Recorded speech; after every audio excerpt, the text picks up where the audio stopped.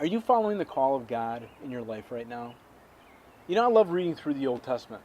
And, you know, the unfortunate thing is that when most people think of the Old Testament, they think of the Ten Commandments. They think of thou shalt not kill, thou shalt not commit adultery, thou shalt not, thou shalt not. But there is so much more to the Old Testament than just the Ten Commandments. It's only 10 verses. And there are thousands and thousands of verses in the Old Testament. And there's great sections of poetry, love songs, love stories, stories about kings and nations and wars and families and just prophecy. And right now I'm looking through the prophets. And, I'm in Hosea. And Hosea is only about 14 chapters long, relatively short book. But, it's really interesting when you look at the overall theme of Hosea. The theme of Hosea can be summarized in this: Israel is adulterous and rebellious, and the Lord will punish and restore. I'll bet you didn't see that coming, did you? Israel is adulterous and rebellious, and the Lord punishes. You expected that. You expected that if Israel was forsaking God, if they were making mistakes, if they were dropping the ball and committing sins, you expected that God was going to punish them. But did you expect that God was going to restore them? It's a great story of restoration.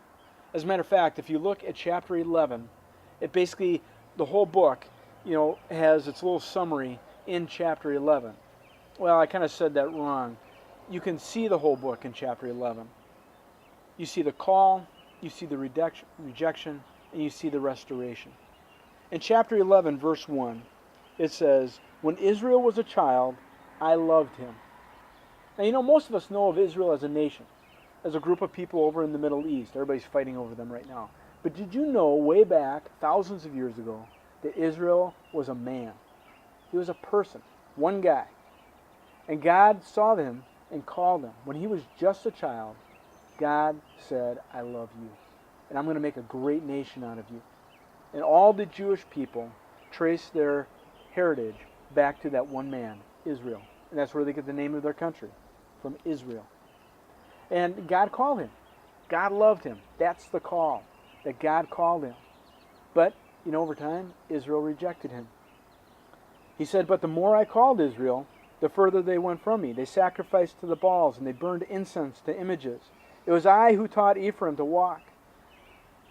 But they did not realize it was I who healed them. I led them with cords of human kindness, with ties of love. I lifted the yoke from their neck and bent down to feed them." You see, Israel rejected God. God said, "I'm calling you," and Israel rejected God. But in the end, God decided he was still going to call them.